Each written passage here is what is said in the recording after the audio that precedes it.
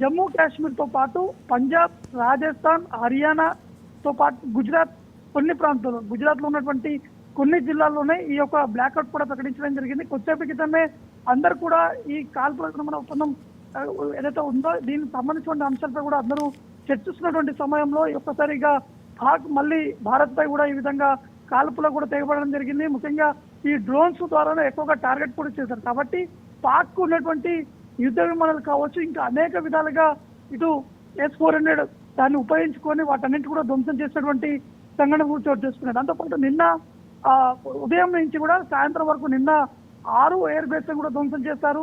ఈ రోజు ఉదయం 2 ఎయిర్ బేస్ కూడా పాక్ సంబంధించినటువంటి 2 ఎయిర్ బేస్ కూడా భారత సైన్యం కూడా వారు ధ్వంసం కూడా చేసినటువంటి సందర్భాలు నెలకొన్నాయి. కాబట్టి ఖచ్చితంగా మళ్ళీ ఇటు భారత్ పై పాక్ ఈ విధంగా వ్యవహరిస్తుంది కాబట్టి ఖచ్చితంగా వారికి ధీటైనటువంటి సమాధానం కూడా చెప్పేటువంటి అవకాశాలు మాత్రం స్పష్టంగా కనిపిస్తున్నాయి. మరోవైపు ఇటు సరిహద్దులో ఉన్నటువంటి ప్రాంతాలకు సంబంధించినటువంటి అందరూ కూడా అప్రమత్తంగా ఉండాలి.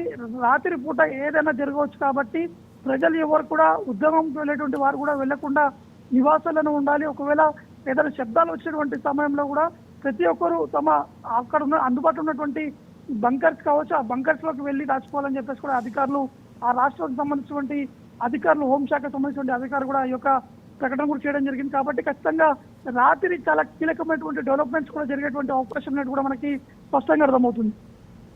నవీన్, సీజ్ ఫైర్ అంటూనే ఓ పక్కన కాల్పుల ఉల్లంఘనకు పాక్ పాల్పడింది. మరి దీనిపై భారత ప్రభుత్వం ఎటువంటి చర్యలు తీసుకునే అవకాశం ఉంది? ఈ మీటింగ్ లో ఇప్పుడు పీఎం మోదీ నిర్వహిస్తున్న ఈ మీటింగ్ లో ఎవరెవరు పాల్గొంటున్నారు?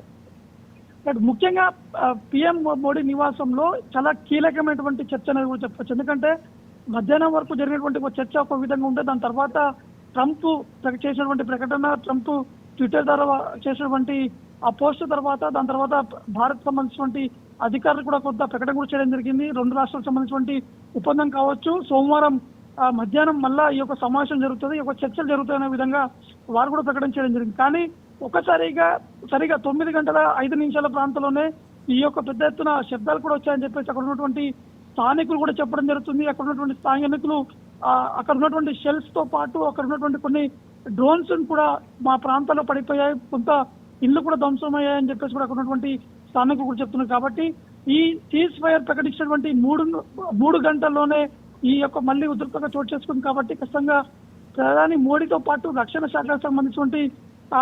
శాఖకు సంబంధించిన మంత్రులతో పాటు అక్కడ ఉన్నటువంటి అధికారులు కూడా పూర్తి స్థాయిలో కూడా వీరందరూ కొంత హైలైట్ కూడా ప్రకటించినటువంటి పరిస్థితులు నెలకొన్నాయి. కాబట్టి ఎట్టి పరిస్థితుల్లో మాత్రం ఇటు ఒకవైపు జమ్మూ కాశ్మీర్ లో ఉన్నటువంటి భారీ పేలులతో పాటు ఉధంపూర్ లో పూర్తి స్థాయిలో కూడా బ్లాక్అవుట్ కూడా ప్రకటించడం జరిగింది. దాంతోపాటు ఎన్ఓసి ప్రాంతాల్లో కూడా అక్కడ ఇంకా ఫైరింగ్ కూడా కొనసాగుతుంది. కాబట్టి ఖచ్చితంగా రాత్రి వరకు కూడా చాలా కీలకమైనటువంటి డెవలప్మెంట్ తో పాటు ఖచ్చితంగా పెద్ద ఎత్తున ప్రకటన అనేది కూడా ఉండేటువంటి అవకాశం కూడా కనిపిస్తుంది. దాంతోపాటు ఇప్పుడు జరిగినటువంటి ఈ కాల్పుల్లో మాత్రం భారత్ చెందినటువంటి బిఎస్ఎఫ్ ఇన్స్పెక్టర్ కూడా మృతి చెందినది కూడా మనకి ఇప్పుడే సమాచారం అందుతుంది.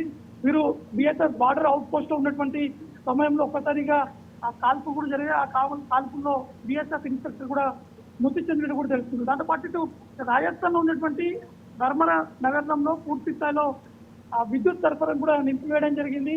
అక్కడ పూర్తి స్థాయిలో బ్లాక్అవుట్ కూడా అధికారులు కూడా ప్రకటించడం జరిగింది. కాబట్టి మొత్తానికి ఎట్టి పరిస్థితుల్లో మాత్రం